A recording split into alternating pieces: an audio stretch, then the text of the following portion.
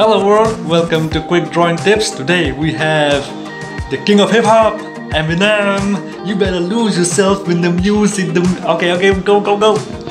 Eminem, here we go. See, you make the eyes first, this part first, and Eminem has short hair. So what I did was I made this little bit of shade in the forehead. See this? Yes, you can follow this through. So from the upper half of the forehead, you make the hairs go up, and from the lower half, you make the hairs go down. And once you made the face, make the ears, and at the last part, you make this black one, this jacket in the neck. Because if you make these things first, then you'll smudge all over the face. And this is the quickest tip that I can give you for now. And of course, what do you expect? This is Quick Drawing Tips. Thank you. Thank you so much for watching the video. Yeah, no, this is the profile picture of Eminem in Facebook or something. I don't remember that. So just come on, give me some likes, subscribe, show me some love.